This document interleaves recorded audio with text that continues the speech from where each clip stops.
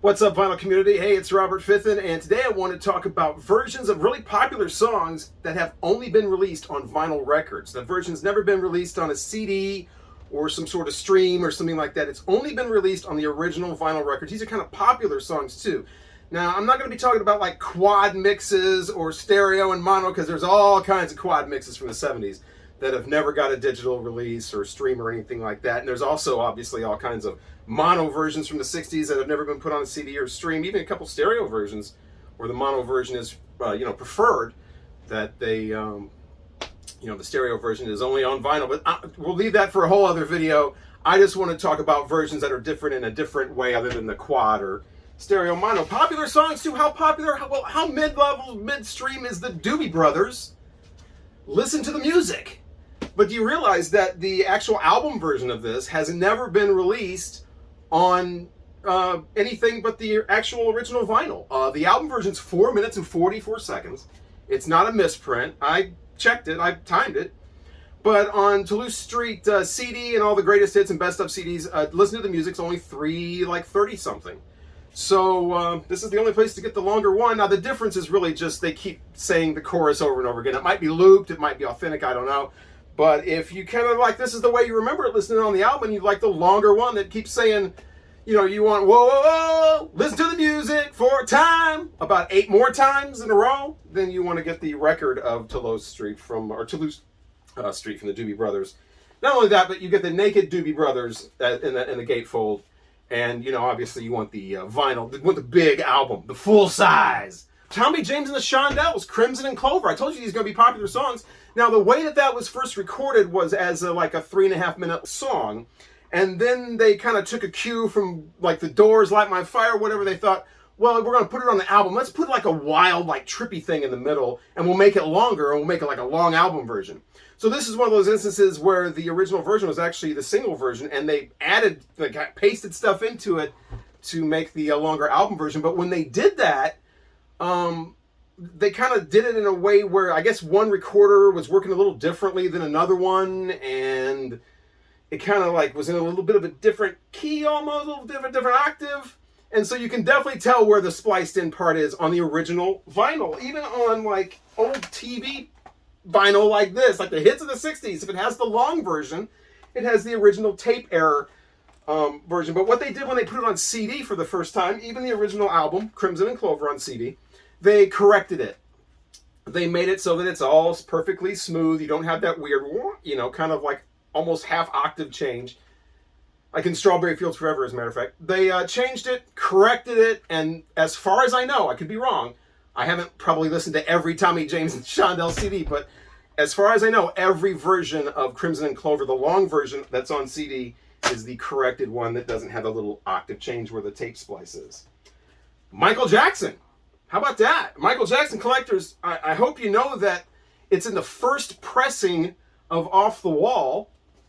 By the way, I love this gatefold. I love that color scheme. That's very 70s disco there.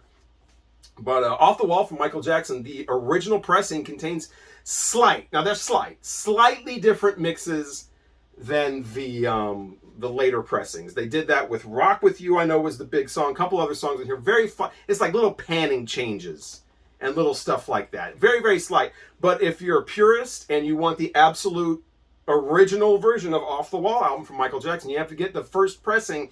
And even the one that was out like the first 2 months. Anything after that is going to have the remix of Rock With You and those other songs.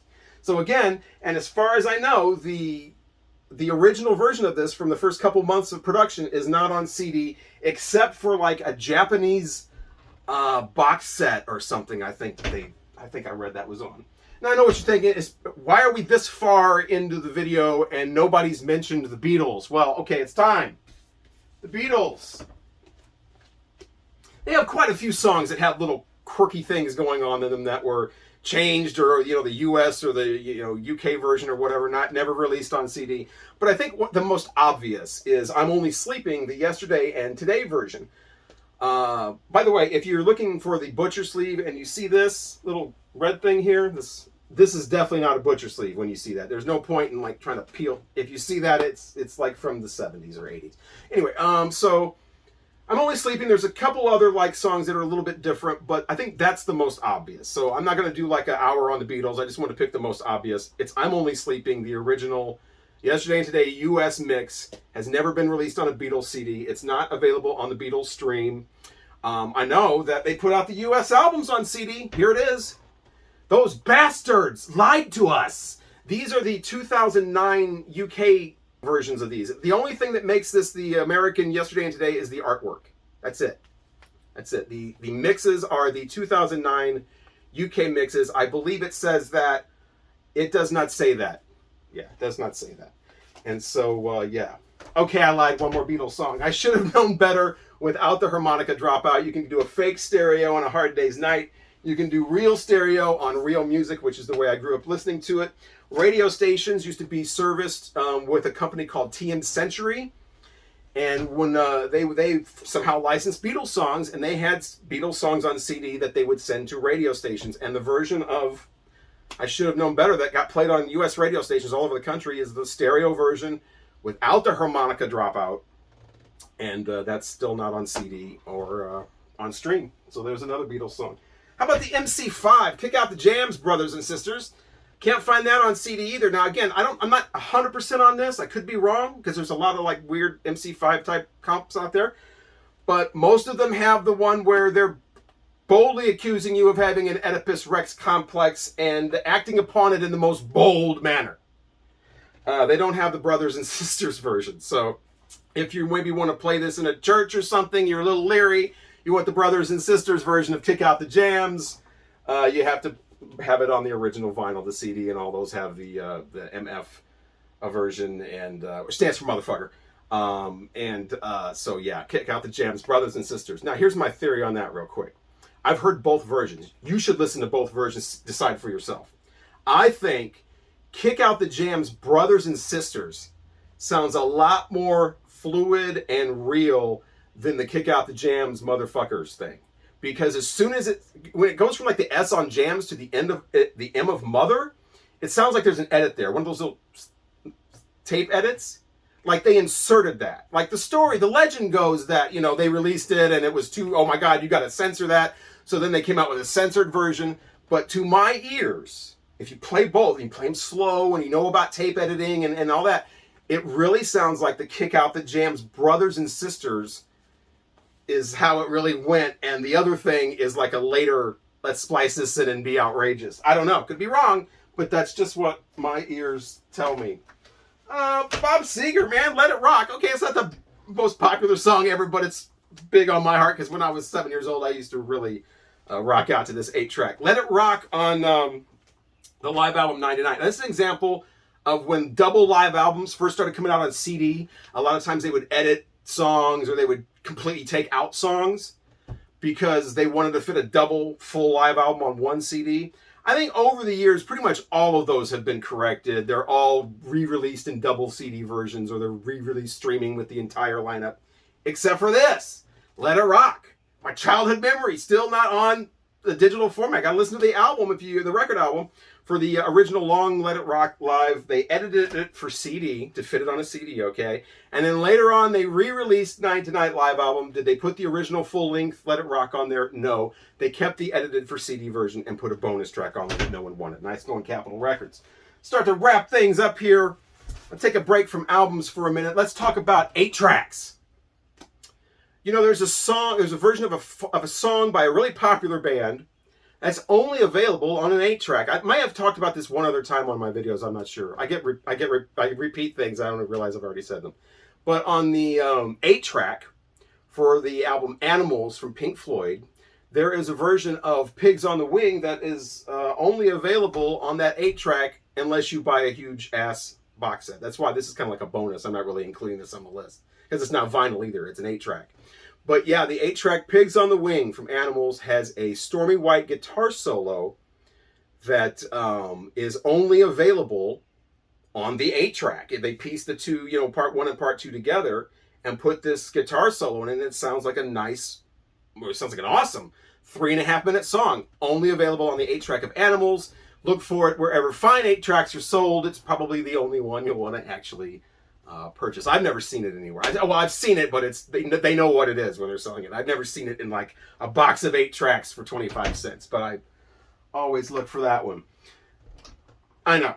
We've talked about MC5. We've talked about the Beatles. We've talked about the Doobie Brothers. We've talked about Michael Jackson.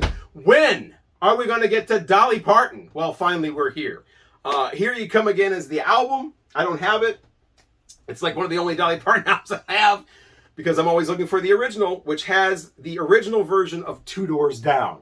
I know you want to hear all about this. Okay, when Dolly Parton first recorded the song Two Doors Down, not to be confused with the band Three Doors Down, she did it in a kind of a country way. She had a first verse, and it was just a little bit of a different sound. She put it on her album. Well, they wanted to make a country version of this, so they got somebody from Hee Haw named Zella Lair, probably the only country person ever to chart where their first name starts with a Z. Zella Lair from Hee Haw. Now, she actually, if you ask country historians, because we know, she has the country hit for Two Doors Down, not Dolly Parton. Dolly Parton had pop hit with Two Doors Down, because Dolly Parton re-recorded her version as kind of like a disco thing, little funky thing. Took out the first verse, put in that part where she goes, oh, oh, oh, Two Doors Down. That's not in the original version. And redid the album, put it on the album in a remix, didn't put a new, I don't think it's got a new number or anything. So you don't know unless you like play it or maybe look at the Matrix or whatever. But if you want to get the original version of Dolly Parton's Two Doors Down as originally intended as a country song with the first verse missing the bridge, you have to get the original issue of Here You Come Again. I still don't have it, but I'm always looking for that again in the 50-cent bin.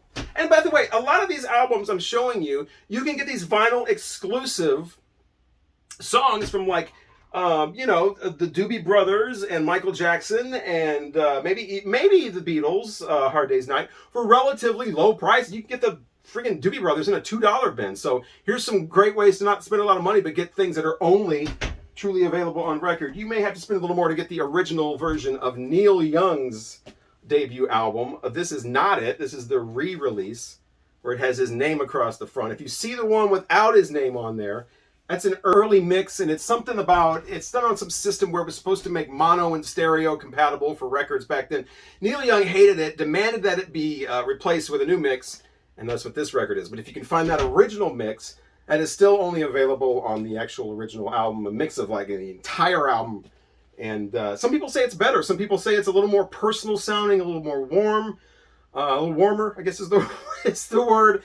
But yeah, Neil Young, the first album without his name, has an exclusive mix of the album, not available on CD or stream, unless you're part of the Neil Young fan club and you buy this whole like series, and then you can finally get it. And we'll wrap it up with one more Neil Young, going back to Buffalo Springfield. This is the double compilation just called Buffalo Springfield. And this has a version of Bluebird on it that is only available on this album. It's a little longer. It's got a guitar solo in it. It's got a whole different feel because it's kind of like, well, it takes you on a longer flight with the Bluebird, basically. And you would think along the way they would release this on a compilation or something or whatever, because there's always looking for things to release. But no, it's still only available on this, not really rare, but kind of uncommon Buffalo Springfield 2 album compilation, which of course not only includes that Bluebird special version, but also, For What It's Worth, and Mr. Soul, and Expecting to Fly, and Clancy Can't Sing. Yeah, all those songs that are on it. It's 2 albums. So that wraps it up. So that wraps it up for me. Now I want to hear from you. What songs are only on vinyl that have still never been released on CD or stream in some sort of version? I'm not really talking about like rare versions or weird remixes. There's plenty of those. But are there any more like full-on, straight ahead, a lot of people know it, songs that there's some special version that is only available on vinyl, and it's old $2 vinyl, even better. So let me know in the comments section. Once again, thank you for watching. I'm Robert Fitton. Please subscribe if you haven't already. You'll see more videos that I do. And yeah, keep the videos coming in the vinyl community too. Always love those. I'm watching them all the time, so let's keep them going. Once again, thanks for watching.